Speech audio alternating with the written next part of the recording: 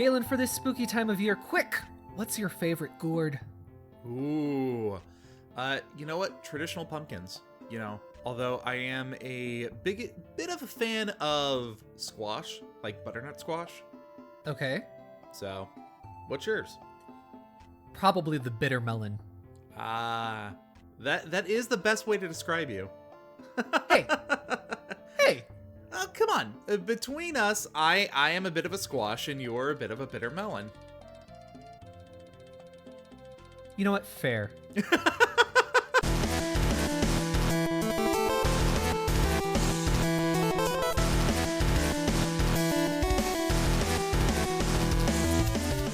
Hello, my lovely festive gourds. Friends, thank you for joining us today on the Nintendo Everything Podcast, episode 101. Woo! The wonderful 101.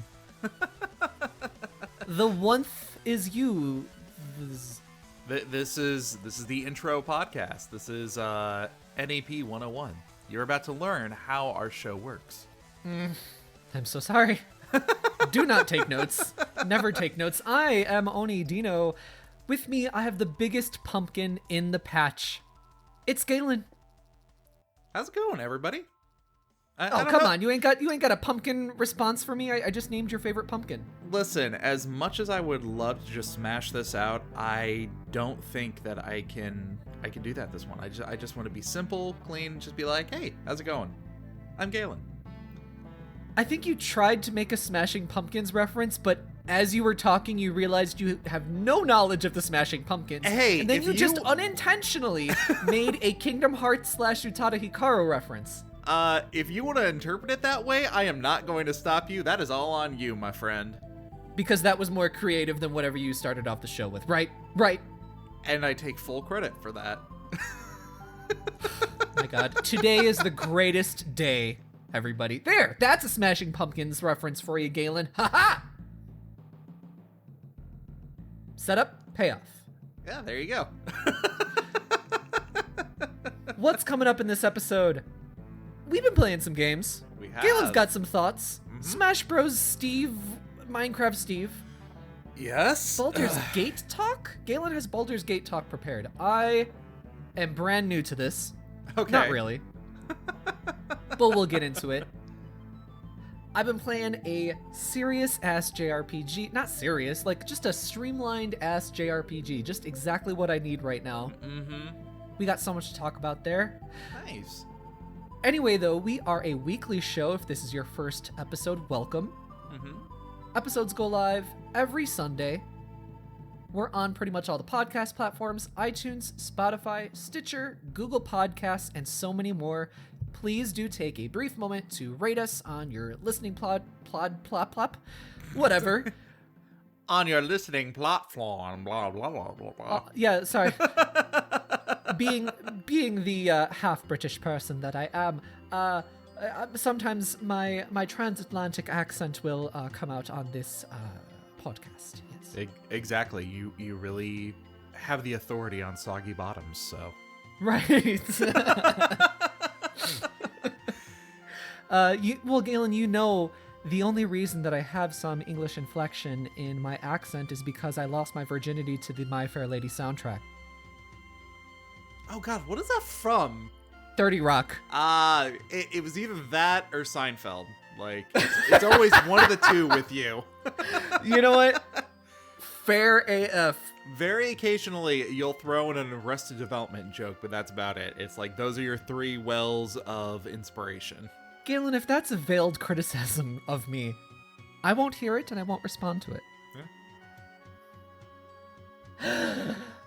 Oh my God. And just before we get started on the show, just a little housekeeping talk to all of our longtime lovely listeners. First off, love you all very much. Mm-hmm. How's it going, guys? How's it going, guys? Yeah. I got some schedule changes up in my career happening right now, so that's great. This is all good news. However, what this means is that I have a lot less time on my hands to do editing and whatnot. So this podcast, which I usually edit, pretty consistently in post, I'll try and remove excessive ums from Galen. Mm-hmm. excessive mouth sounds from Galen. Galen has the wettest mouth. He's basically the creature of the Black Lagoon. Stop doing it! I can't edit it out!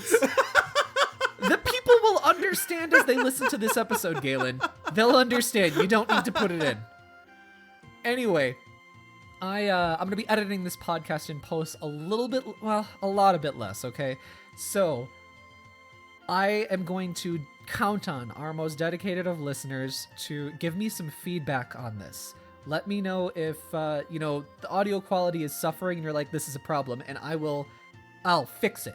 You know what I mean? So I'm talking to the Irics of the world, the Jays, the Jennies, okay? Talking to all of our most dedicated ass listeners. Mm-hmm. Let me know if there's a problem, and I'll fix it. Yeah. But we're gonna try, especially with this episode, to edit a whole lot less. That's about it, I think. I got some great news coming up, but you're gonna have to wait a while to hear about it. And lastly, a big reminder that we have just started a Nintendo Everything Podcast Discord. Yeah. It's a ton of fun over there. Mm-hmm. So many gore jokes. So many gore jokes. Lots of terrible jokes because you know what? Galen's there. Please, everybody, do come and join us just to chill, chat, meet new friends. Everybody is cool as shit, and I love interacting with our listeners a whole lot more, getting you guys to interact with each other more, and we're gonna plan some video game nights, days, whatever. We're gonna be playing some video games in the future, so everything's gonna be happening there. That's gonna be the central hub for everything to happen moving forward. So please do come and join our Discord. The links to our podcast Discord are in the description, or we have created a little URL so you can just go to your browser and type this in: tiny.cc/Nintendo Everything Pod. Huh. Yeah, so that's a little bit easier, something I can read out on the podcast, but there's also cool. a Discord link in the description of the podcast. So Yeah. So tiny.cc/Nintendo Everything Pod. Come join us. Yeah. Swing on by. Say hi. Use a printing emote. We have those.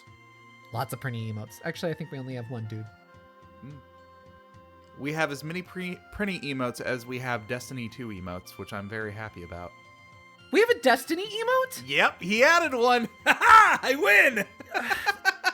This Discord sucks now.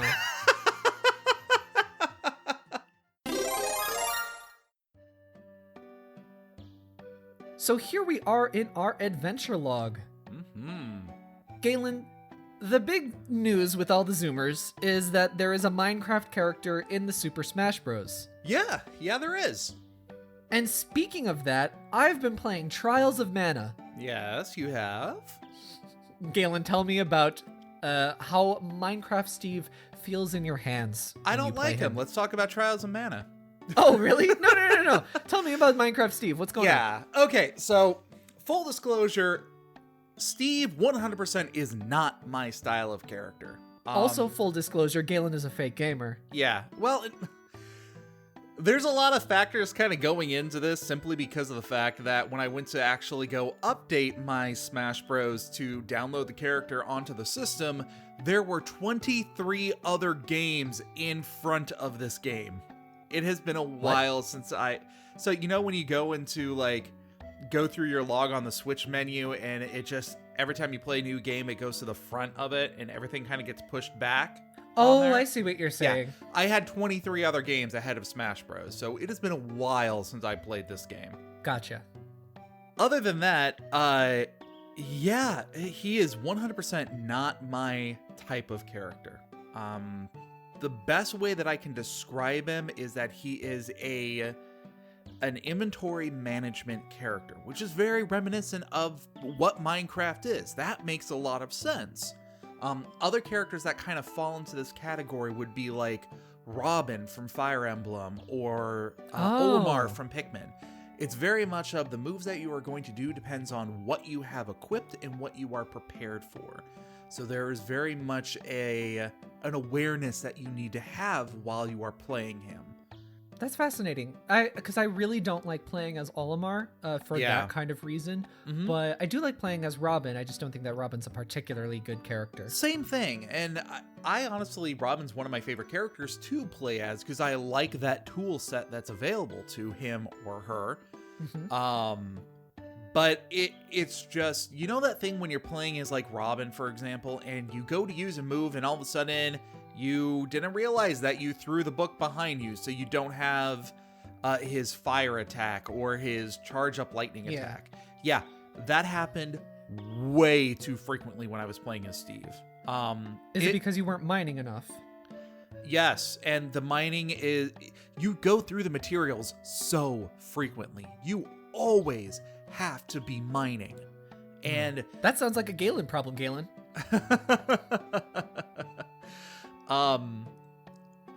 But when I play Smash Bros, usually on my off time, I just do one-on-one matches. I have the computer set to, I think it's like level 8, just because I want to go a little bit more easygoing with it.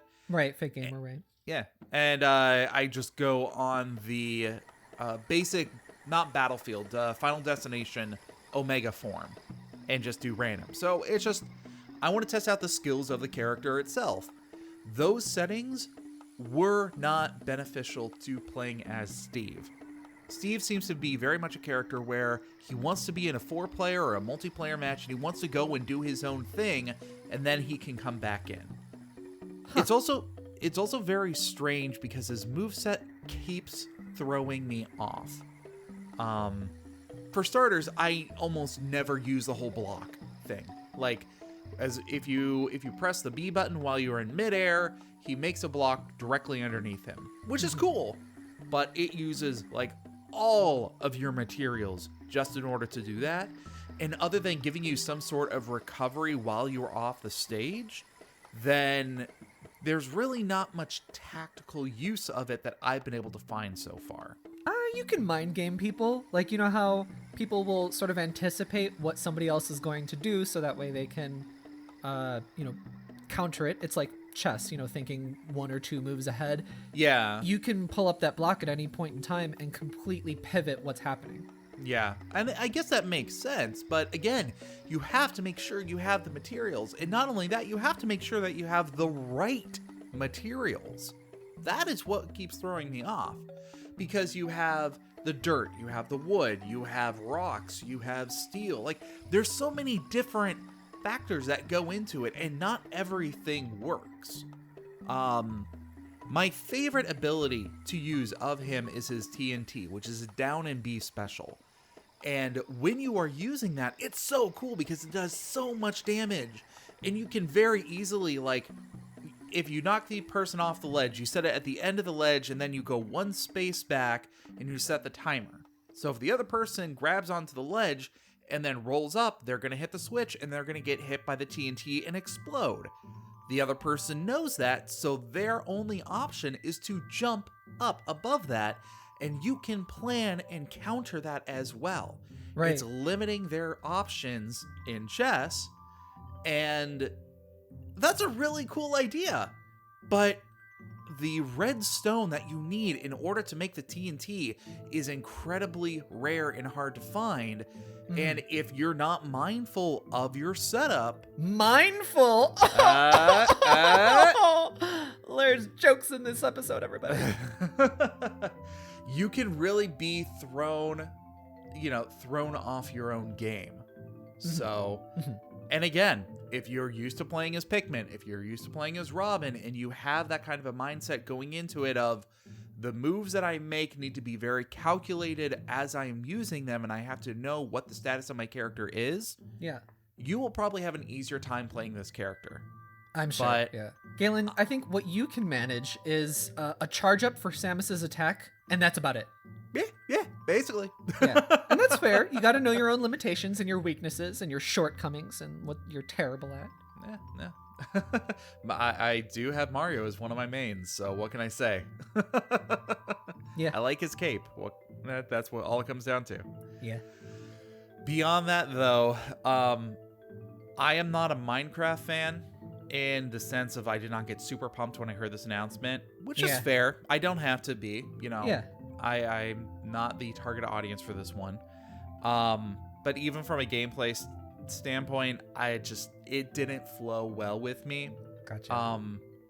And I'm not going to knock the character at all and say, oh, well, this is just bad programming. What is Sakurai and his team doing? No, that's not it. This just 100% was not for me. So. Well, it's a shame that there are so few characters in the game for you to choose from, you know? I know. I mean, it's real slim pickings. It's like no one is there. Slim Pickmans? Oh! Oh my god. This is it. If you're a new listener, this is what you get. I'm sorry. And unsubscribe. Do yourself a favor. Alright, so Galen, let's get back to the Torayaruzu obu mana. Yeah. I hate that word in Japanese. Torayaruzu blah blah blah. Too many consonants. So I talked about this game a little bit before, many moons ago. Back in, I want to say April, was it? Maybe March, when the demo came out. There was a really meaty, good demo. It was basically the first, prologue of the game, for lack of a better word. Okay. And I was so enamored with it. I was so happy, but it came out like right at the time as like some other games and like a money crunch for me, so I unfortunately couldn't get it. Yeah. I now finally have it. Really quick before you go too far, for those of the listeners who may not be familiar with the Trials of series, where does Trials of Mana fall in the series flow? I think you mean the Mana series. That's what I meant.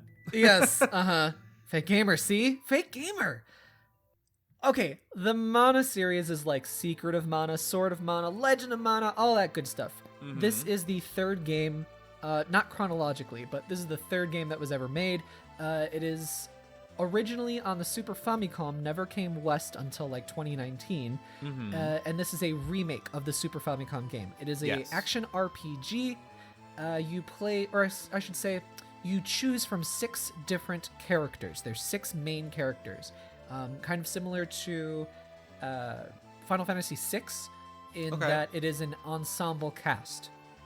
So every playthrough that you have is you choose a combination of 3 characters to play as. You choose as your main character, who will dictate the story.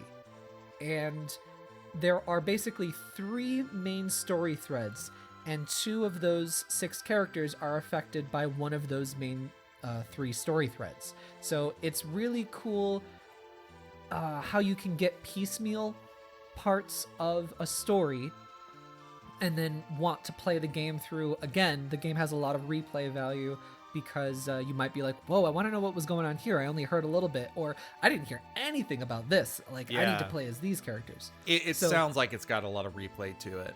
Definitely. So I do recommend to people, if you are going to play the game, to choose 2 characters on the main story thread that you're choosing. So for example, Kevin. Wait, no. Okay, sorry, that's confusing. So Duran and Angela share a story thread. They see it from 2 different sides, but it is the same story. Okay.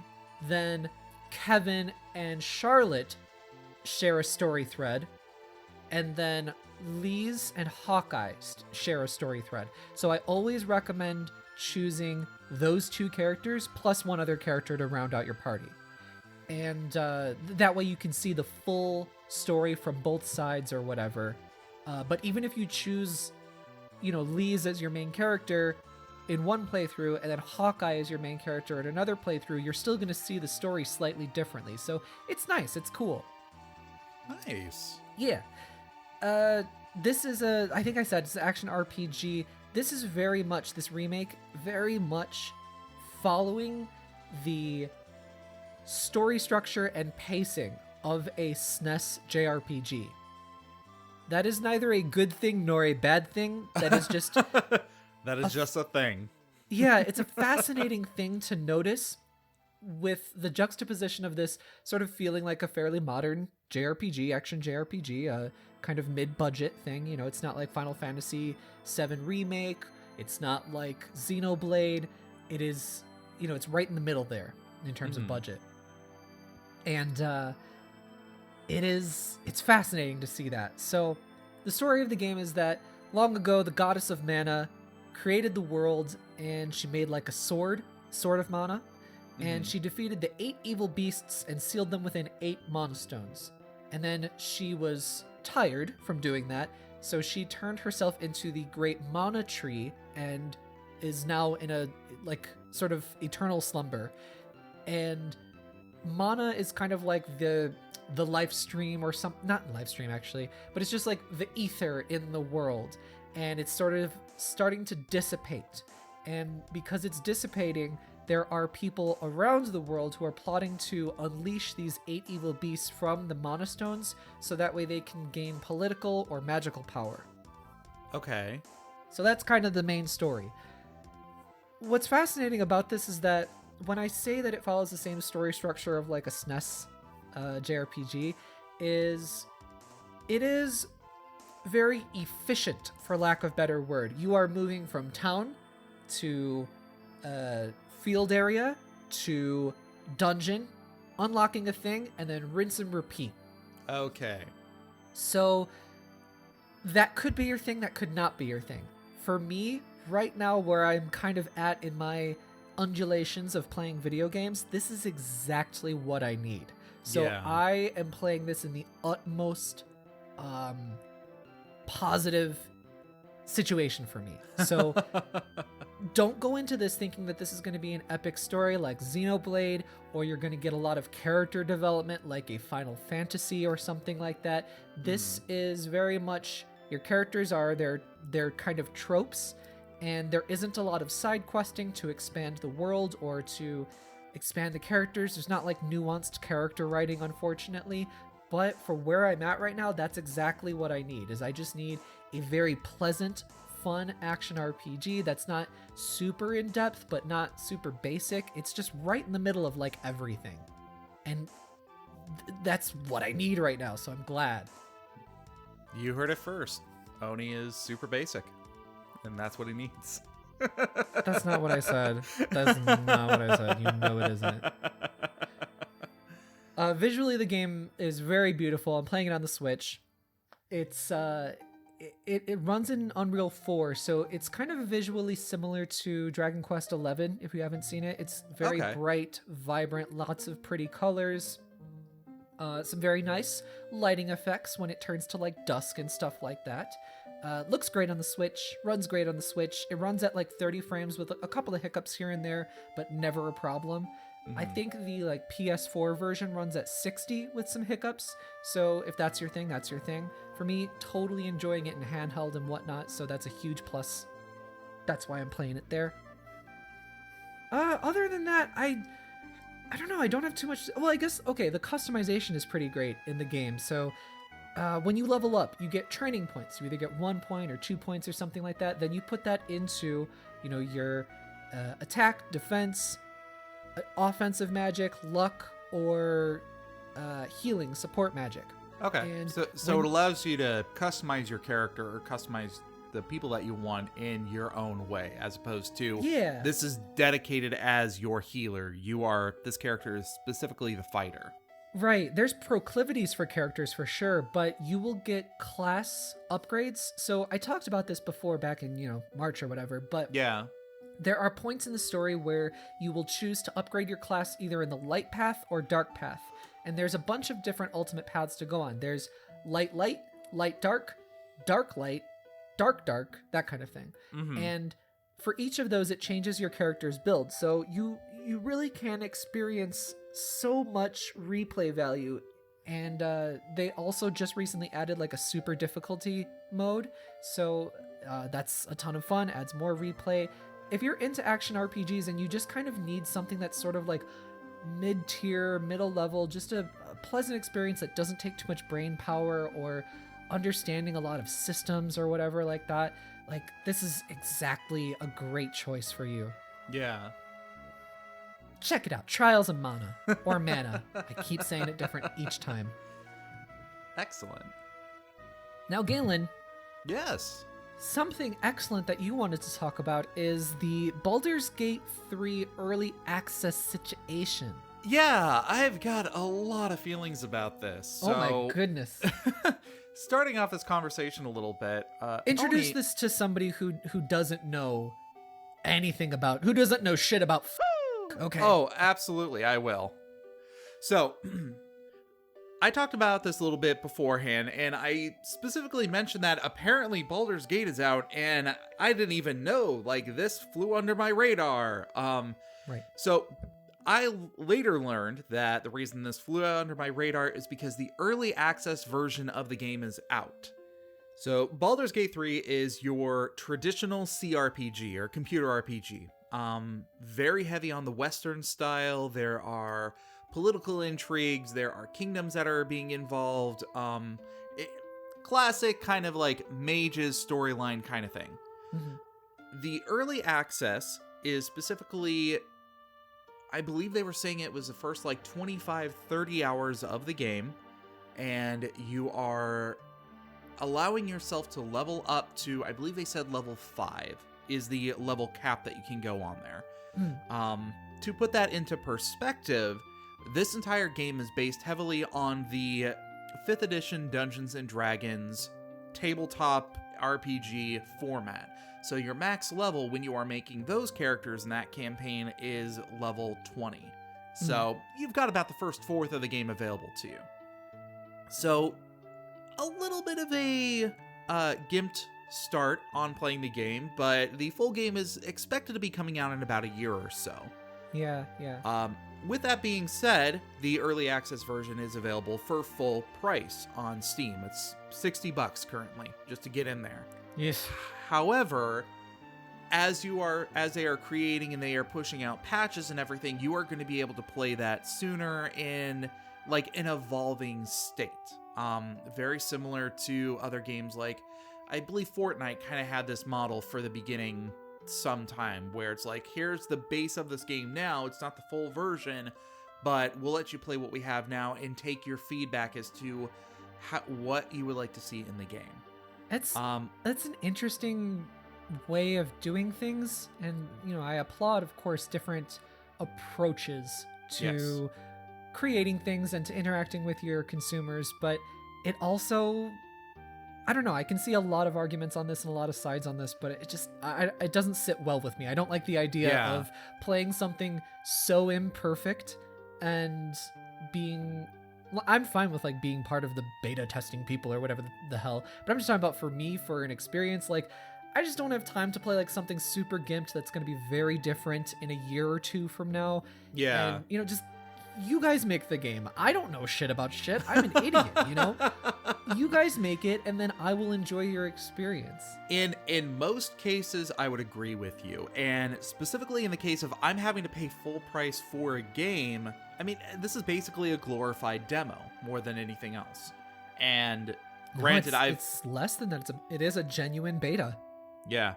And I mean, granted, it's, I've pre-ordered games for full price before in the past and haven't like gotten anything out of it whatsoever until the game actually came out. So I guess this is an interesting compromise to have there. That's one way to spin it.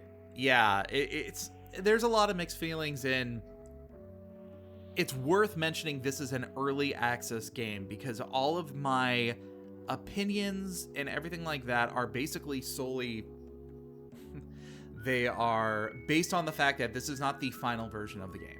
Yeah. So, and, little asterisks right there. This is super contentious online. I only say that because I also work at Siliconera.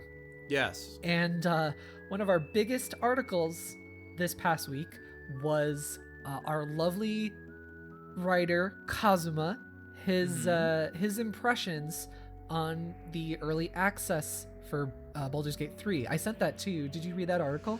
I did, actually.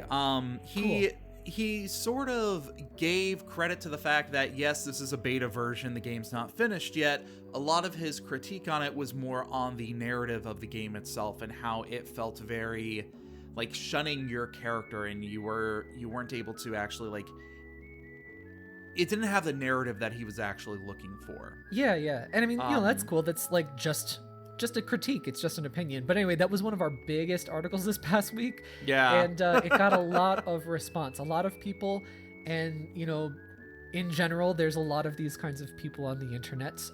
They're weirdos, where they take a brand or a video game or a whatever it might be, and they attach that to their personality, inseparable from their personality. Therefore, if somebody says something bad about thing, then they are saying something bad about that person. You are offending me personally because you are attacking this and critiquing this thing. Yeah. It's insane. It is insane. And I know our listeners don't do that because they would have effed off, hundreds of episodes ago, even though we don't have hundreds of episodes. They would have effed off a long time ago. Because we're critical about Nintendo here too, we're not just like blind Nintendo shills or whatever. It's weird. And it's cool, like if you're like a young person and like that's happening to you, you just gotta recognize it and you gotta sort of glow up, as they say, right? Exactly. But sorry, I've sort of derailed your conversation. Please go ahead. Oh no, it's fine. I have a lot of feelings about a lot of aspects of this game. Express yourself, Galen. So I want to address people who are saying that, why am I paying $60 for this early access game? And just how they are struggling with the fact that it is so unpolished with how they are doing it. I believe that Baldur's Gate is one of the few games where this actually makes a lot of sense. Primarily because in the tabletop format, a lot of the game is evolving the story as you are going along, evolving the characters, and anybody who has sat around a table with a bunch of their friends, they realize that changes happen on the fly. They realize that sometimes, hey, you know what, before we start the session, I'm making a new house rule that, you don't have to roll for death saves anymore because I would hate to see you guys lose your characters like happened last week. Like, that sort of thing is generally accepted within the tabletop community because they understand that fun trumps gameplay. Fun trumps everything else. I'm going to have to ask you to find a new way to say that kind of sentiment. That's just a word that is ruined, by the way. Oh, fair enough. Fair enough. Fun supersedes balance. Oh! In a lot of ways. Yeah. But it being a video game, I also understand that people strive to get that kind of balance as well. And each person's like enjoyment or the things that people value in video games are always going to be different too. So exactly. We can't ever say that like, whatever is the definitive way to do certain things or whatnot. Yeah. I feel I've been very critical on the idea of early access games in the past. So games like Fortnite, games like DayZ, they're perpetually, hey, pay $30, $60, whatever to get into this early access game and play it right now, and you'll be able to get the full version when it's free. That's part of marketing too. That's part of FOMO.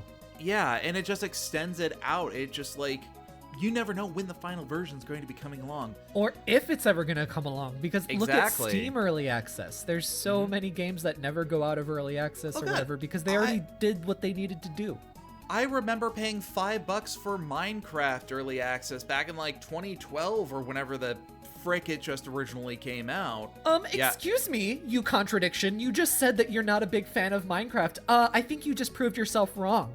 I can prove myself right by proving that I was there kind of near the beginning, and I judged my Dino, opinions. Right. Galen, too many words. Oh, jeez. Anyway, I just want to say that I think that this particular game is sort of an exception to the rules of what should be acceptable in the industry when they are saying that this is an early access product.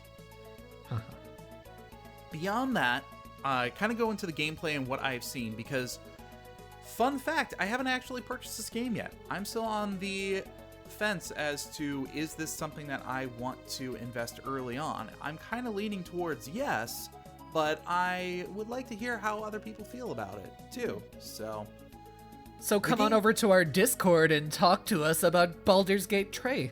Exactly. And they have, actually, and I'm going to mention that in a second.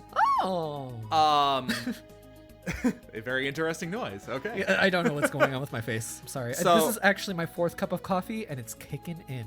I get a sense of that. You know what? It's fine. Ignore it. So the gameplay is basically you're clicking on your character, you're moving around in a setting, and it gives you a surprising amount of freedom as to what you want to do. Basically, you can kill anybody that you want to. Friendly NPCs, enemies. It allows you to pause time and split up your party to be able to sneak around to different areas. If you want to completely avoid a side quest and just be like, nah, I don't want to save that kid who's drowning, it doesn't force you into any options, which is very truthful to the D&D/tabletop format, and I appreciate them for being able to do that. The game is buggy. The game does have some graphical glitches that are in there. People aren't talking. All of a sudden, you kill a guy and they ragdoll, and all of a sudden their sprite is spread out to very weird angles. There's a lot of jank in this game, but to be fair, it's early access, so I'll give it a pass right now. Yeah. Sometimes that can be really, really charming. Oh, absolutely. Look at games like Skyrim. Right. So, and that's a polished game. I've been on the record several times as just being like, I love the PS2 jank kind of aesthetic. Oh, yeah. And I don't know, sometimes it fits and sometimes it doesn't, and I'm still trying to figure out within myself when I do like it and when I don't, because there's certain things that I will very often let pass. I'll give a pass to it, but then sometimes that same exact thing in a certain other game I won't give a pass to, and I'm trying to figure out, wait, why does that bother me in this game but not all these other games? You know what I mean? Right now, I would say that this game has a Skyrim level of buggy, endearing quality, where you're gonna see guys who go flying and the physics just absolutely break, and it is hilarious when it does happen. That's funny because that's so emblematic of PS3 360 era, where they were like, oh, physics, and then I don't know, say you shoot a deer or whatever, you're going around and hunting, and then the deer just goes and it just starts spitting on the ground. Yeah. It's suddenly an octopus and it has no bones and 8 limbs. Exactly. One of the other things I want to really point out on this is also the multiplayer and the community aspect that has already been encouraged within this game. So this game has already had tons of attention to it, especially because I think I saw it had over 1 million Steam downloads already. So the game is successful. Yeah, I mean, Baldur's Gate is the trailblazer in terms of CRPGs. Exactly. And I mean, we should also point this out. I'm sorry I keep interrupting you. This is made by the same people that made Divinity Original Sin 1 and 2. Yes. And so it's not, the original team from Baldur's Gate 1 and 2 that they've dissipated and gone. Oh, absolutely. Decades ago. But this is a very good team because both Original Sin 1 and 2 were so well received. Mm-hmm. They brought a renaissance of CRPG back. Oh, absolutely. And I'm very excited for that too. So yeah. But going back to the community a little bit, they've implemented that sort of multiplayer feedback in 2 different ways. One, you can actually play multiplayer. You can have another person who creates their own character and they're brought into the game and you guys are sharing a story that go on. It's also really cool because the dialogue that you have with various NPCs and party members, they have a very Mass Effect Dragon Age-esque cinematic feel to it. They really kind of strive for that. You see the person who's standing and talking, and then you have dialogue choices that come up. While one character is doing that, the other character is free to walk around and do things in the game. So you could theoretically have one person who is talking to somebody as a distraction while another person goes around and starts raiding the fridge or stealing the magic items that happen to be behind the counter. There's a really cool level of freedom that it offers there. That's interesting. The other part that I was really fascinated by is they've already created a Twitch stream overlay. specifically designed for this game for character choices. So if you are a streamer, you can click a button in any dialogue option and it brings up a poll. And anybody who is watching that stream can vote on what option they think that person should make. And this also works for the multiplayers that are playing the game with you as well. So I have been watching a lot of streams of people who completely give up all control of the game from a dialogue sense and say, hey guys, you decide what you want to do. Do you want to kill the dog? Do you want to pet the dog? Do you want to defend it from the monsters that are coming? What do you want to do? And it's kind of interesting because you start to see, like, you start to get surprised by what options are a little bit of a harder choice and much, here's a 47-46 split between these two options. So any final thoughts on this, or where are you going with this? Yeah. So there's two more things that I just want to point out here. One is a little bit of a downer, but I believe that I should bring it up because it was brought up by our lovely moderator on the Discord. Ali. Boo Zone. Boo Zone. So when I brought this up on our Discord, Ollie did bring up a good point about some controversy that has slightly kind of been brought up on this. This is in reference to some... where do I want to start with this? So I'm completely new to this, so explain this in a very basic and matter-of-fact way. So there is some controversy in the D&D community involving an individual named Zach Smith. Now, this happened about a year ago, I want to say. Zach Smith was in a relationship with an adult entertainer figure, and there was some toxicity that was going on between the two, and a lot of allegations on, harassment, rape, unfortunately your general, 2020 industry kind of things that are unfortunately coming up. Anyway, D&D has, the company has, and Wizards of the Coast has since pushed this out, and just anything that he was related to, they went ahead and nixed from, mentioning or giving him credit for. They've cut ties with him entirely. Interesting. Yes. Now, one of the people who were involved with this, an individual named Mike Merles, he's like one of the head designers of the D&D, like the mechanics of it. There were some recent things that came out that Mike Merles knew about these allegations and was emailed content as proof of these allegations and did not act on them right away. And thus he's in a light of he's defending Zach Smith, so on and so forth. Anyway, that's all happening. It's messy. If you want to look up to it, I highly recommend doing so. But in the matter of transparency, that's going on. Now, this is all also by Wizards of the Coast, not Larian Studios. Mm-hmm. However, Larian Studios has reportedly hired on Mike Merles as a consultant for the game, specifically on the D&D 5e mechanics, because he was part of the person who actually made it. Right. So the controversy is Baldur Gate is now somehow linked to this original Zach Smith person. That's not necessarily the case. However, I do also know how clickbait works and how that could very easily be construed in such a way. Well, now, I mean, we don't know all of the specifics too. I think people are trying to figure things out. So exactly.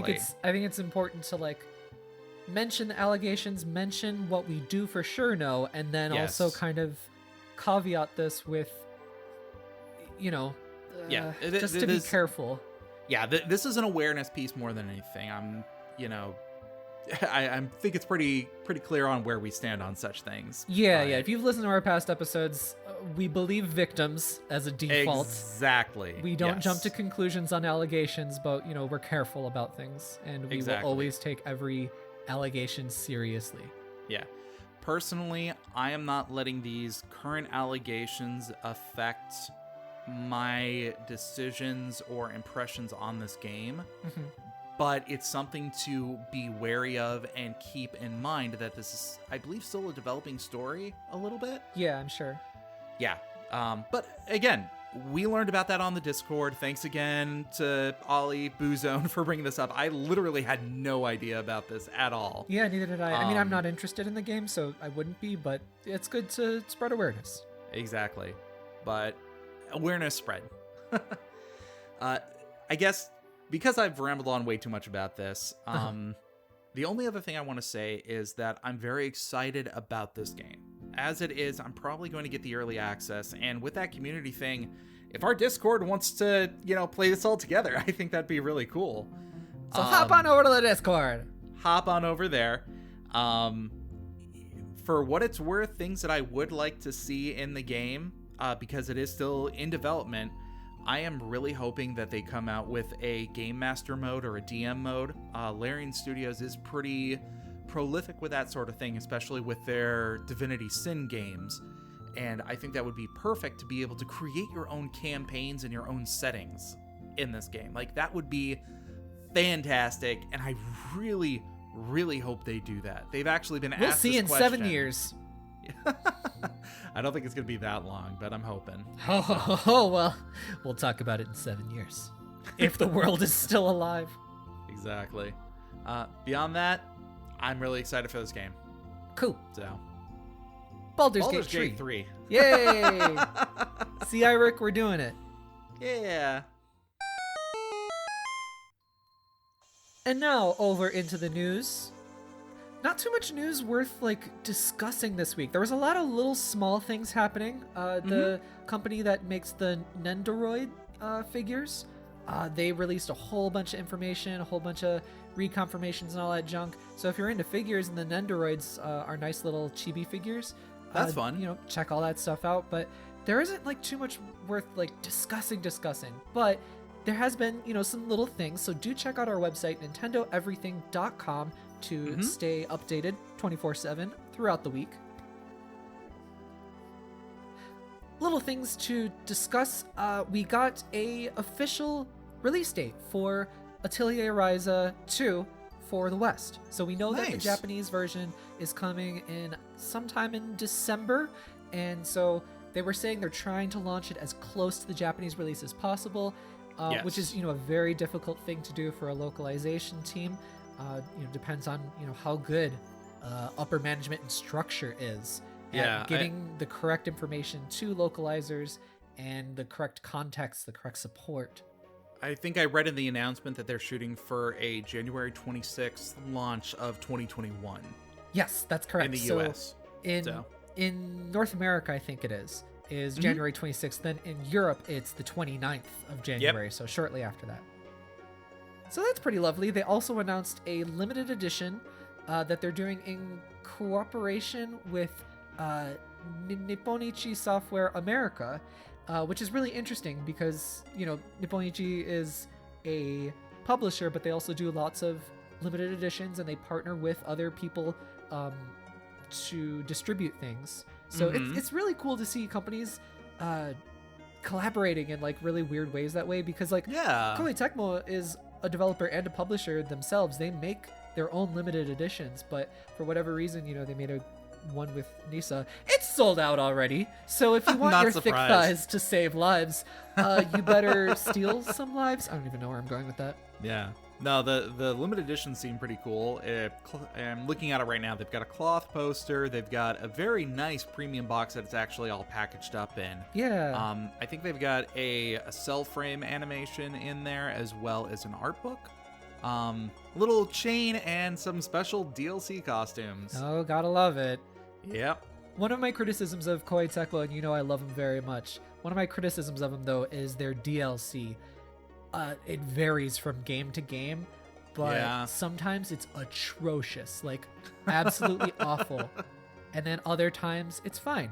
It's just a season pass or a, expansion pass, $20, $30, and you get it all, and that's, it's fine. But then other times it's just piecemeal and it's like so much. But anyway, my general thought on a lot of that is you don't even need any of that DLC. It's just exploiting FOMO, which is awful. Yeah. But anyway, Ryza 2, Ryza 1 was incredible. I think it was, I don't know if it was their most successful Atelier game, but I really want to say it was, just from what I think I've read. It definitely was one of their most successful, if it wasn't the most successful Atelier game. And it was excellent. I played that game. It got me into Atelier games. I beat it too. It was a lot of fun. A lot of fun. I have not played the game yet, so maybe, I don't know. I want to say that I should probably pick this up and give it a try, but I also know that they're making a lot of character references, so I'm worried about having to jump in after the first story, so... Yeah, so, like, let's see. I mean, Ryza 1, you should jump in there if you are genuinely interested. But Ryza 2 is going to be a straight continuation from the first game, and it's going to be set a few years later where the gang has the thighs get even thicker. If that's possible. The gang has moved from, like, their small town island of Kirkin Island to the main island, which is the big city.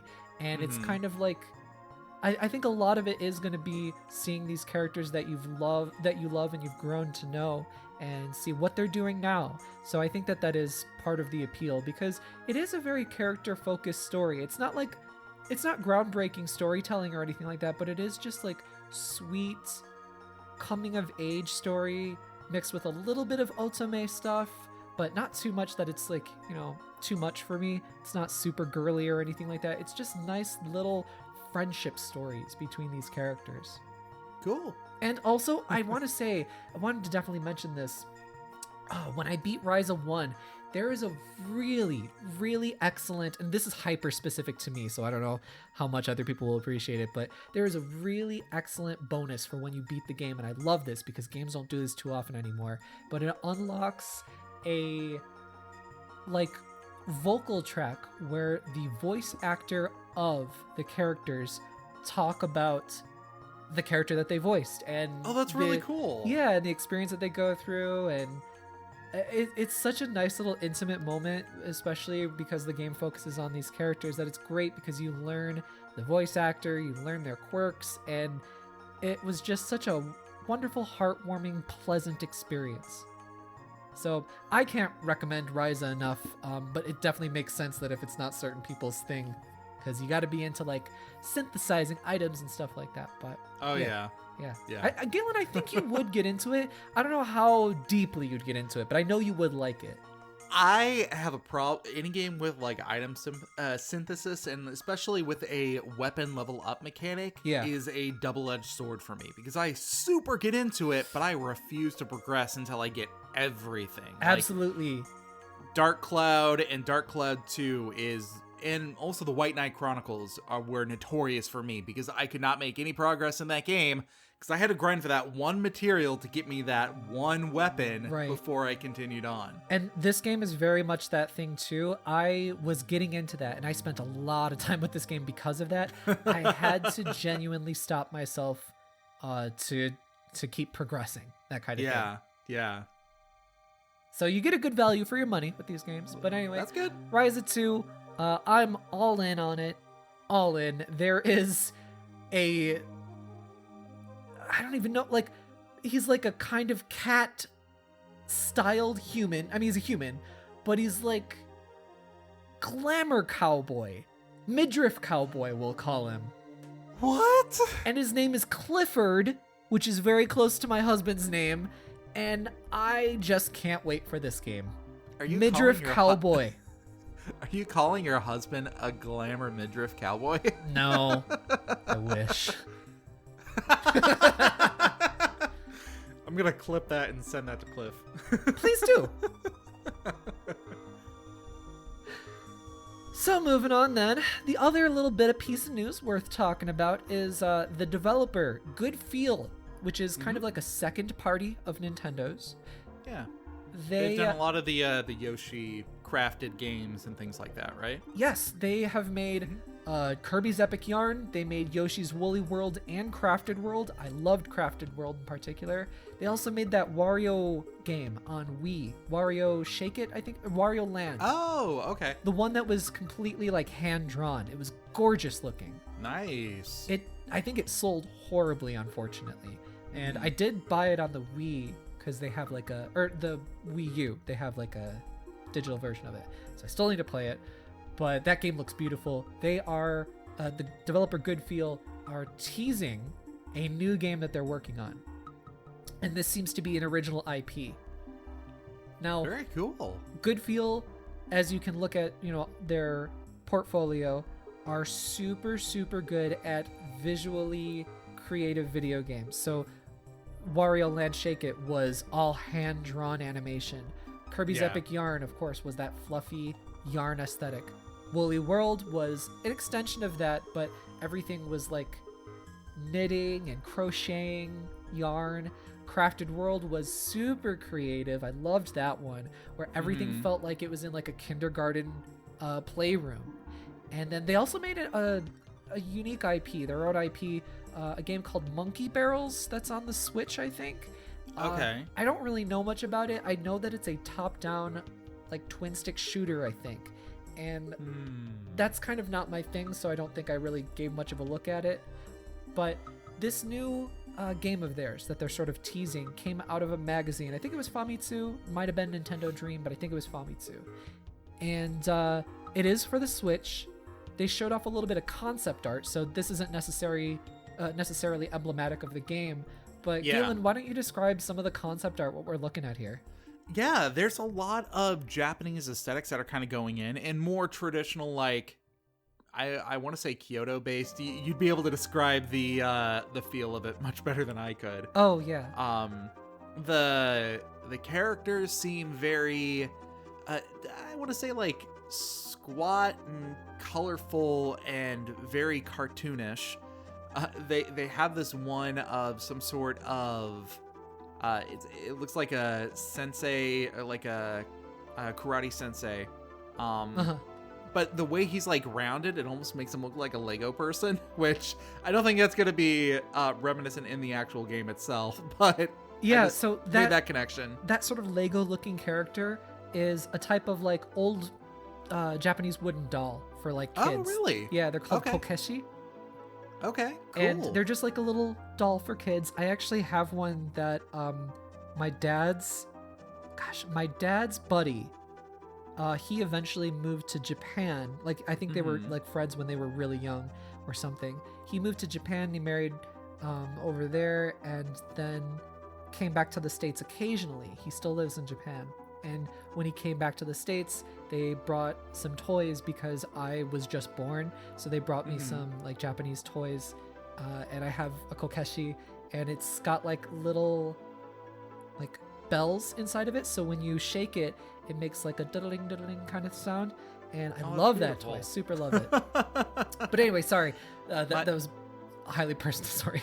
No, it's okay. My wife has a very similar story. Yeah? Her dad went to Japan for work, let's just say. Yeah. And brought back a gift and gave it to my wife. And I want to say it was a book. I'm not entirely sure. No, it was a piggy bank. And she was just so fascinated by this thing and wanted to know where it came from. She actually like went to the library and started to read, and this was at a very young age, mind you. And it really kind of like sparked her love and her like fascination of Japan as a whole. And yeah. When I met her, she was telling me how it was like her dream to one day go to Japan. Like, the experiences of what that would be like, and how warm and inviting everybody would be when you get there. Yeah. And yeah, no, it's very interesting to me that you two have very similar stories there.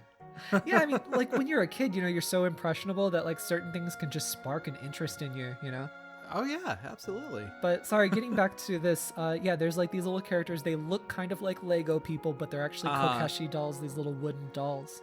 Yeah. And so the aesthetic, like you were saying, is like an older Japanese kind of like maybe Edo period or something like that, or maybe even a Heian period, but just a little bit older and kind of miniature. I want to go to I want to go to this restaurant that they have here where it's just a gigantic octopus on top of the building. Like I want that. I want to know more about this. It's an octopus restaurant, yeah.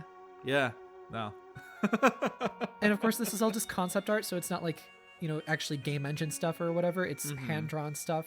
It's a little bit Goemon-esque, I want to say. It also reminds me of like Sushi Strikers. Remember that game?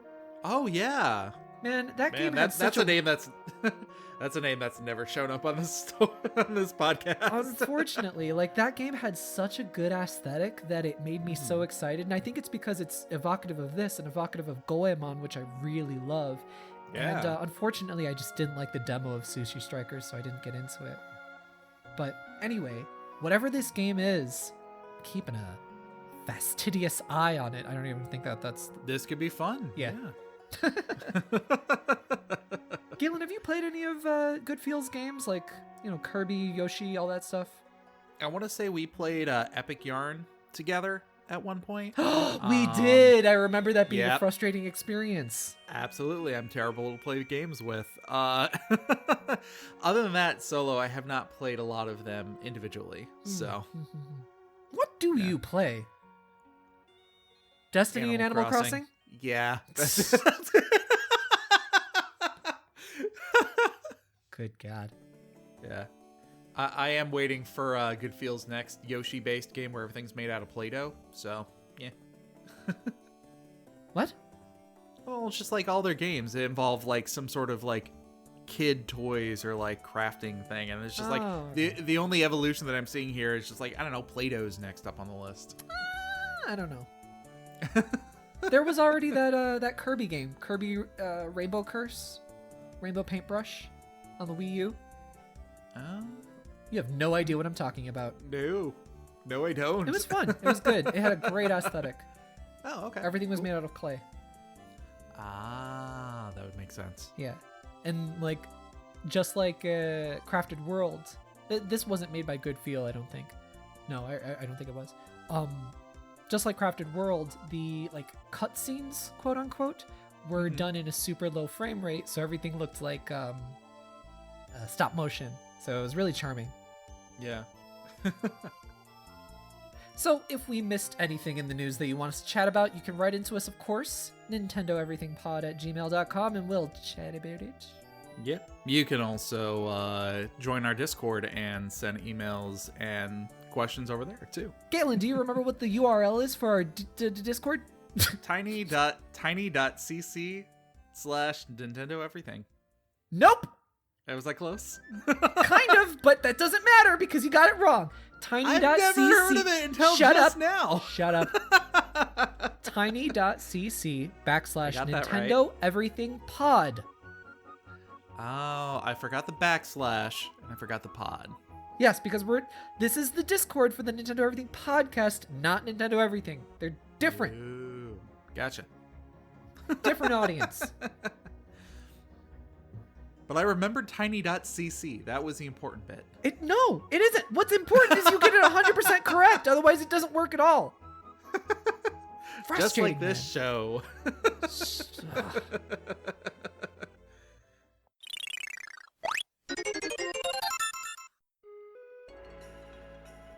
So here we are in the additional DLC, where we recommend you something that we have from the internet. Galen, Yes. what do you have to recommend? I recommend the reason why I got up at 10 o'clock this morning as opposed to 7. I am highly recommending you go onto Netflix and check out the spookiest show I have seen this month, Haunting of Bly Manor. Oh, okay. Yeah. Have you seen the first iteration of the series, Haunting of Hill House? Me? Yes, I have. I liked a lot of it. I think it ran on a little bit too long, which is, I think, the problem with a lot of the Netflix shows is that they're just like 2 episodes too long. They could have wrapped it up. But I liked a lot of it. They have that format. Yeah, Netflix definitely has that seasonal format with their original content. Yeah, so Haunting of Bly Manor is a ghost story series. It's all following about the hauntings that happen in this English countryside manor, and it is just absolutely fantastic and captivating. My wife and I started to watch it last night, and we decided to stay up until midnight watching like the first 7 episodes. Each episode is like an hour long, so it is that captivating. Oh, cool. I've actually heard some mixed things about this one compared to the first Haunting show. The acting is a little weird to begin with. It like the casting seemed strange for me at first, but once you started to really let the characters get into their roles and start to show the wide range of character traits that these people are or these characters are written for, it's fantastic. Like, Gotcha. I am at the edge of my seat. So would you say that like people should, keep going with it until say like episode 3 to make sure that, but I mean like if they're not into it, like say they're not into it in episode 1, is that like a good indicator of like you're not going to be into it in the whole series? Or should you definitely give it a good 3 episodes. If you can't get into it by episode 3, then you're probably not going to get it. Gotcha. It does also get pretty trippy about midway through because it starts to deal with jumping between time points in a person's life, but it doesn't do it in a flashback-esque way. I don't want to spoil it. I don't want to ruin it. But yeah. Is it done by the same person that did the last one? Is it Mike Flanagan? Is that his name? I want to say so because there are definitely some very heavy directorial cues that are in there. Also, ghosts are there, and ghosts are hiding everywhere. So it's just like Haunting of Hill House. You really just want to look at every single part of a scene to see who's spooking behind the stairwell. Yeah. So I think it is the same. If he's not the producer or then he's the director or writer or whatever. It is Mike Flanagan. He's involved somehow. Yeah. I've seen a lot of his films and I really liked a lot of them. Some of them I didn't really care for, but he did Gerald's Game, and I think I recommended that on the show before. Gerald's Game was excellent. Yeah. There's a the character writing in this show is so good, and I'm so captivated by all of it. Nice. I am going to get into a slight-esque spoiler part, so skip to whatever. Okay, so spoilers right here. How spoilery are you getting, though? Like, not very spoilery, but it's just I need to make a comment on how this particular scene was. Okay, but was directed. Like what episode kind of spoilery? Like, so if somebody has seen episode 4 or whatever. Episode 5. It's either episode 5 or episode 6. Okay, so just FYI. If you're giving it a try. Starting now. There is a particular scene, and this kind of goes back with that flashback thing that I was talking about. One of the characters starts, like, remembering back into different time points in her own life. However, it is a very jarring, like, transition, like, psychologically. And there's this moment where you as the viewer are watching this and kind of realizing how discombobulating it is for the person who's on screen. And there's a part where she, like, suddenly has this jump. She doesn't know where she is and starts to walk out, and then just gets rushed with this flood of emotions and just has to, like, just scream just to vent her own feelings outside of the manor. And due to some dialogue, you learn what it is that she is dealing with at that particular point in her life. But psychologically, she had to deal with all of those emotions right at the beginning. It is such a beautiful way that the story is conveyed and the emotions that go across this actress. And just, it is so good. It is so good. Okay. Spoilers ended.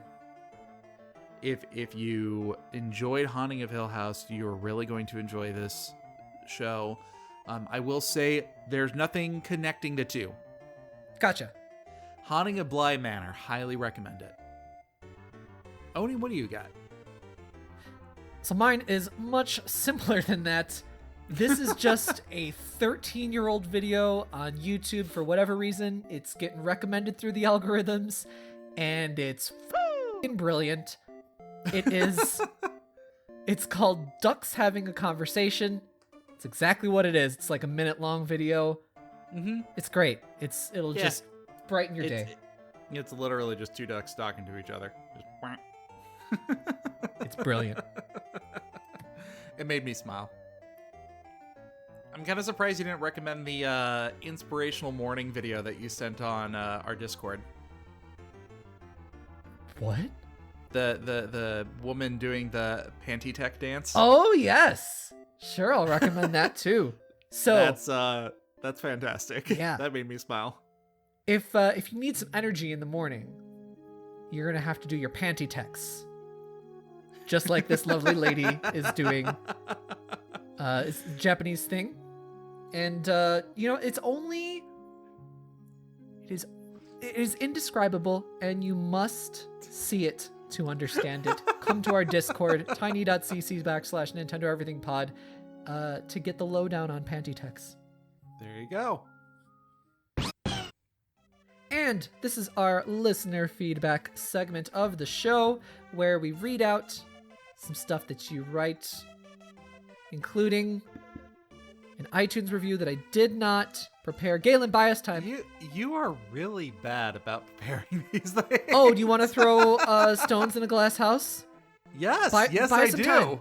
Because we're both standing in this house together, and as you throw no, the we're stones, not. I would never live with you. Hey, I'm riffing to give you time, so if I'm going to have an open forum to discuss something, I'm going to discuss how when you throw stones, all the glass just shatters, rains down directly onto you, but it rains down on everybody who's Galen, around this sucks. you as well. All right.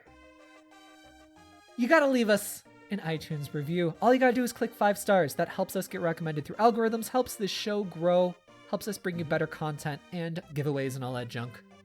5-star lie. You can also, when clicking that 5-star review, it's super easy, super quick. Just boop, that's it. And you can also write words if you choose. And if you do, we will read it out on the show. So this review, So this is brought to you by the microphone review. I just hit the microphone. Hopefully I can edit that out. If not, sorry for your ears. This comes from Texting Addict. Texting Addict says, the best and most real Nintendo podcast. Thank you so much. I was skeptical at first, but after a few podcasts, I got hooked. This is one of the most freshest, funniest, and most unique podcasts I have ever heard. I like how they don't just say the positives about Nintendo and are truly honest about the content they provide by giving honest opinions of view about how they feel about what they have experienced. 10 out of 10, highly recommend. Thank you so much, Texting Addict. Thank you very much. Those are very, very generous, kind words. Yeah. I mean, we're sloppy and genuine, though. That's the whole thing. We're just a bunch of weirdos, so. We're just two friends having a laugh. Like, at the end of the day, this is seriously just two friends having a laugh, talking about video games and sort of critiquing them and just being like, we're just other human beings with opinions, So our ultimate goal is authenticity, being genuine, being natural, and that's why you don't really get like a super structured, super serious podcast and well, what do you think, and like NPR style stuff.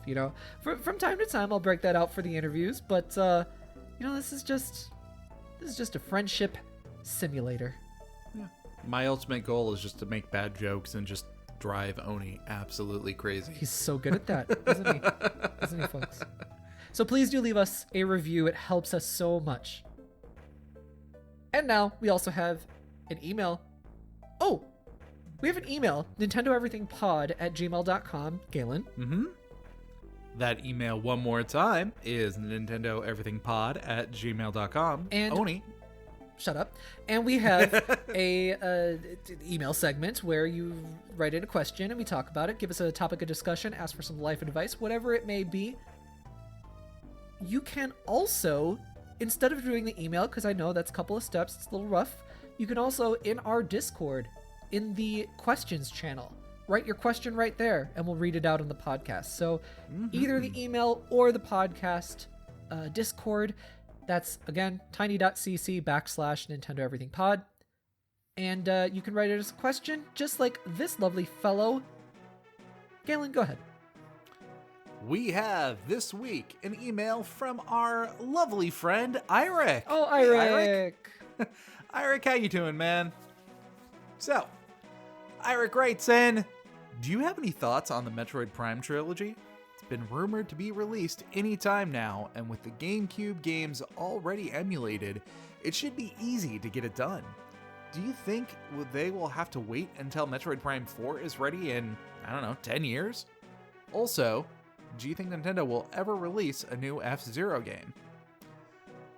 Thank you very much, Eirik. Thank you, Eirik. To answer your question, no and no. Moving on.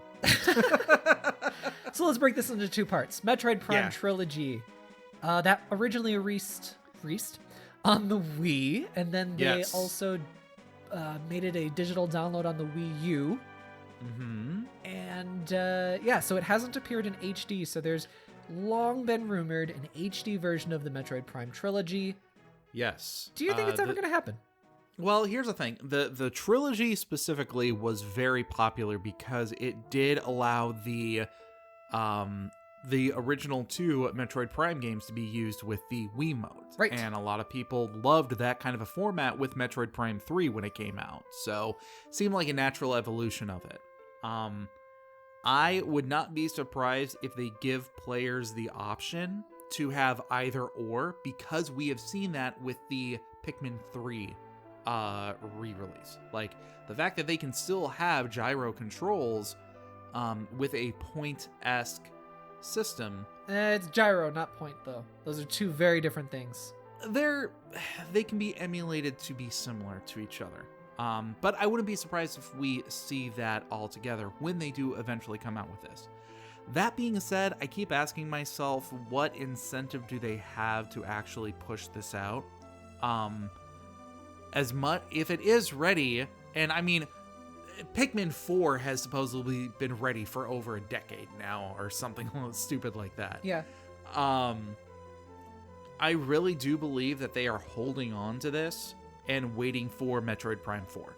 I think they're using it as a boasting tool to garner awareness when the game is ready to actually start their pre-order process or whatever. So, I have two thoughts on this. One, I don't think it's going to happen. I don't think that there is a Metroid Prime trilogy for the Switch. I just think that it is a very natural rumor to come out. Like, it's just like a natural thought process, right? And then rumor mills have gone wild and piggybacked off of each other.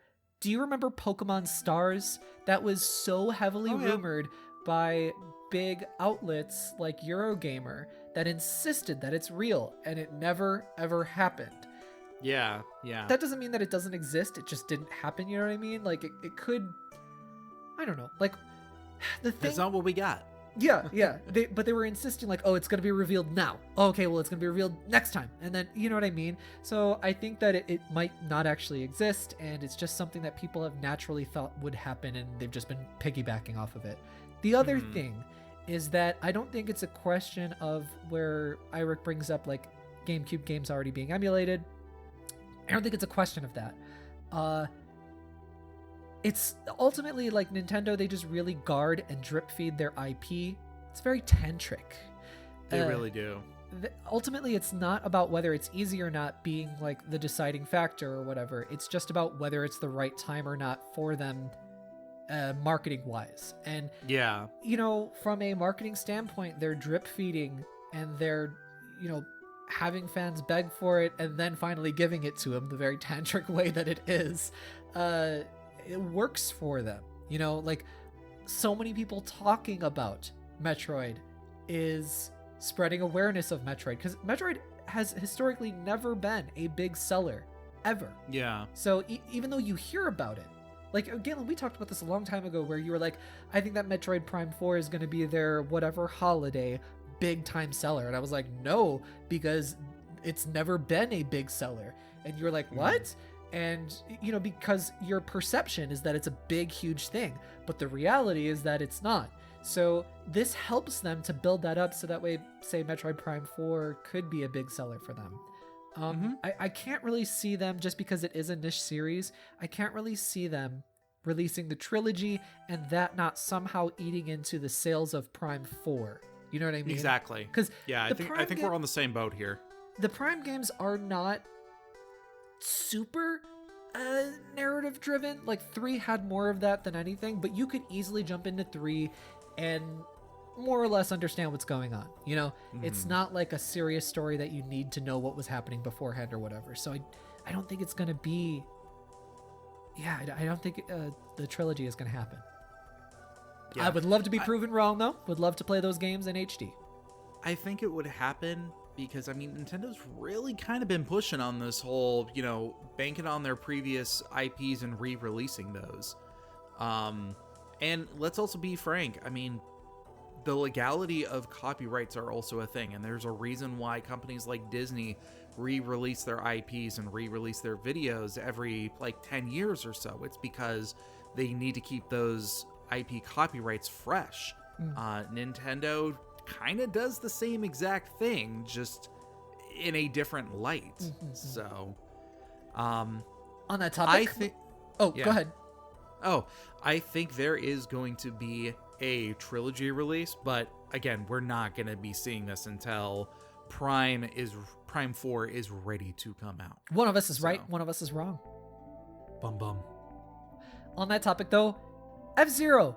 Will there ever be a new F-Zero? No. No? You think it's dead? I think it's dead. I don't think so. I think there will be a new F-Zero. I think that they are probably just trying to figure out what F-Zero is, though, nowadays in modern times. Because it's not just a racer. It can't just be a futuristic racer. Because Mario Kart eats too much into that. And say if it were just a futuristic serious racer, it's still too similar for Nintendo's comfort, I think. To really stand on its own.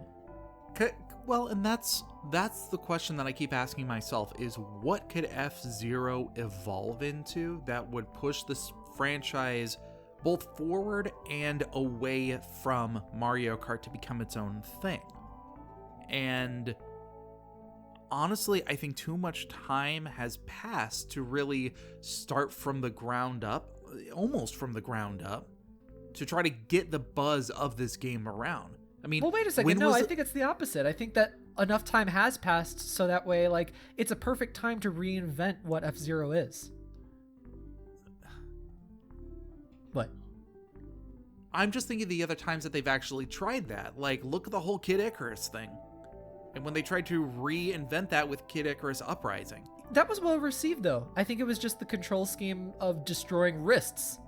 That did a lot. But I don't know how well it sold. I think it sold okay. But it is pretty well received. A lot of people did like it. All right, let's spitball. Let's just go a little crazy here. Let's have a little fun. Okay. What do you think? What would work for an F-Zero right now? Think about mashing it with another genre. What could happen there? Honestly, the only thing that I could see is to somehow add either VR support or Labo-esque tilt controls into it. The entire thing of F-Zero is it's supposed to be this super fast-paced racer that it's twitch reflexes just to be able to go down the course and compete with the others. That is what they have always marketed it as, and why in the past, especially in the the Super NES and the N64 days, that it really kind of it's what it was advertised as. So to evolve on that theory, you would need to be able to immerse the player into that sort of a setting with the technology that we currently have. That is so unappealing for me, just saying. Can you imagine VR with zooming around? Exactly. Ugh. Exactly. I don't think it would work, but that's the only way that I can conceive pushing the series forward. So And that's why I say I don't think it's going to work. I'm thinking about mashing it with different genres, changing up the gameplay entirely. So it's going to be weird because it's like a juxtaposition, but again, just spitballing here. It's not like I have thought about this a lot or anything. What about making F-Zero about your races and stuff like that, but it's about customization and it's about, getting to know these characters like Samurai Goro and stuff like that, and like he's your rival and she's doing this and like that kind of stuff. There's like a story that's going on there. Your races will affect what the next story beat will be, or like the paths that your narrative will split on. Maybe there's even like a beat 'em up mechanic or something like that. Think about No More Heroes 1, where you would go around your town and you would talk to these people and you would buy power-ups and stuff like that, and then you would go out on your missions. Instead of going out on your missions to fight, you go out on your missions to race, but you're going around town as Captain Falcon or as new characters or whatever, and you're Captain trying to Falcon mowing lawns. yeah, but like you're interacting with these people, and there's a narrative aspect to it, because they do have characters, they do have faces to all of these different racers. So make it more about that, make it more stylized. I don't know, that just like, I think you really need to reinvent what F-Zero is around the core of it being a futuristic racer. Yeah. I think there will be an F-Zero game, just it's going to be very different, and who knows when it's going to be, because they wouldn't be pushing Captain Falcon so hard in the Smash Bros. Well, I don't know. I would like to think that they wouldn't be pushing Captain Falcon so hard in the Smash Bros. Games if it weren't that he was going to be coming back. Meanwhile, Ice Climber, they are still in the Smash Bros. And when was the last game that they ever had, So Exactly. Yeah. Well, and that's the thing. Like, if you think about Smash Bros., Captain Falcon has been in there from the very beginning. Yeah. He has literally been a Game 1 N64 character. Yeah. What was the last F-Zero game, and what console did it come out on? There was definitely one on the GameCube. Mm-hmm. I don't know about after that, just because I'm not super into racers. Yeah. No, I think they're pushing Captain Falcon as far as being a Smash Bros. Participant simply due to the legacy of it. I don't think it's because they have any plans on having that as an IP. But I think that Smash Bros. Is leverage for them to make an F-Zero game. This is the Captain Falcon game. You know what I mean? I mean, look at the leverage that Marth and Roy did for Fire Emblem. Like, in the West. Yeah, but that's a different case, though. It's similar enough. Well, no, because it's Marth and Roy's first introduction in the West was through Smash Bros. People wanted to know about these mysterious sword fighters that were in here. That's what I'm saying. However, Captain Falcon is just the guy who does the Falcon Punch, because he's not being introduced. That mystery of who is this character isn't there. People already know about it. No, but it's not about the mystery. It's about the affection that you have for the character. And that character is associated with their IP. I disagree. I think it's more of the mystery of who these characters are, and having fun with that character and wanting to know more about it. Like, that is what led to the success of Fire Emblem, as far as more interest being garnered for it. Okay, but I'm just how about saying, this? Captain Falcon's time is already passed when it comes to Smash Bros. I don't think so.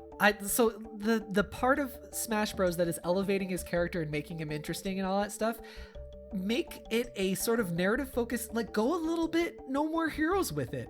Make Captain Falcon this cocky but lovable himbo, and he's going around and meeting all these different characters, and it's about their interactions, and you're just kind of like, oh, Captain Falcon's so stupid, but I love him, and he's got to solve these, problems that people have, and it gets him to unlock certain parts for customizing his vehicles, and then he can solve whatever through racing for whatever dumb narrative reason, and that would be just such an appealing game. No More Heroes, part of why you like playing that game is because of Travis and his story and like the narrative that they push through his eyes. I think Nintendo's master plan is to create an F-Zero dancing game. Captain Falcon Show me your moves. Falcon all night. I'd do that. I know you would. Have you seen how kicked up that man is? Captain Falcon is grade A himbo, okay? You keep saying this word. I do not know what it means. Male bimbo. Ah. Mimbo, himbo, same thing. Different than a Jimbo. You know, Galen, you're a vacuum. Just sucking the fun and sucking everything out. So thank you, Eirik, for that lovely topic of discussion. Thank you very much, Eirik. And hey, it's always great to hear from you. Everybody, show us your moves by writing into us, nintendoeverythingpod@gmail.com. Show us your emails at nintendoeverythingpod@gmail.com. Or join our Discord, tiny.cc/NintendoEverythingPod, and you can write your question there in the questions channel. Yeah. Really looking forward to that. I'm having a lot of fun on the Discord. Okay, well, don't be so desperate. Hey, I'm embarrassing. You're desperate. Okay. Yeah. It's true. I'm tired. So what's coming up? What's coming out on NintendoEverything.com? 24/7 news, lots of good stuff, interviews, reviews, translations, it's all there. You can also stay connected to us on Twitter @NinEverything. We got our YouTube, youtube.com/NinEverything. And then, we didn't even say our Twitters or anything like that earlier in the episode, I forgot. Galen, where can people find you on Twitter? Well, you can always find me on Twitter at That's what I said. Mobius087. Allow myself to introduce myself and my wife Oprah on my Twitter @Oni_Dino. I also write for Silicon Era. Please check out my articles over there. And I made this announcement on my Twitter. So I do a show on Get Vocal. It's an interactive live podcast, very different from this one, on Friday evenings. But Get Vocal is doing some big changes. They're going to be launching a new kind of Get Vocal. So in that time, which is going to be several months, I won't be doing a show with them. I will once they start back up and they launch Get Vocal 2.0. So for the time being, no more show on Friday evening. Sorry about that. But you can definitely come over to the Discord and interact with us there. Yeah. The conversation of the shows was fun. Yeah. So, leave us a rating on the iTunes, on the whatever. Click subscribe on the whatever. Lie. Give us lies. Galen, what are you gonna... This is a Saturday. We're recording this on a Saturday. Then I can edit it and release it very late on Saturday night or Sunday morning. What are you gonna do for the rest of the day? Ooh, that's a good question. You know what? I think I'm gonna cave in. I'm finally gonna get Baldur's Gate 3 and give it a try. Okay. I've been really wanting to give that game a shot. There's a lot of character customizations that you can do. Galen, we gotta end this with a joke. We're trying to get out of the podcast, not get back into it. Oni, that's the joke. Are you saying that I am a joke? Yes, I am. Oh, what about me is funny? Nothing. You're right. Nothing about you is funny. You know, you're in that house. Everything is glass. Meanwhile, I'm over here with a heart of glass. So wait, hang on. Are you saying you are funny and you are a joke, or you're not funny at all? Which saying is it? That I it's was one or the two. You can't have it both ways. I'm saying that I was making the Blondie reference and you didn't get it. No, because nobody gets those references. Everybody loves Blondie. Everybody loves Debbie Harrison, or whatever her name is. Well, I have breast cancer. See, it doesn't work. There needs more context to these kind of things. I don't know. I laughed. That was good. God damn. That's because I'm the funny one. No, you aren't. No, you don't, Oprah. We'll see you next week. Until then. Silence. Say your parts. You say your part. Your part. You just. What have you done? What have you done? Oh. You just said until then and then left it blank. You're the one that we're waiting for. We'll see you next fart. Figuratively and mentally. Until then, for everything Nintendo.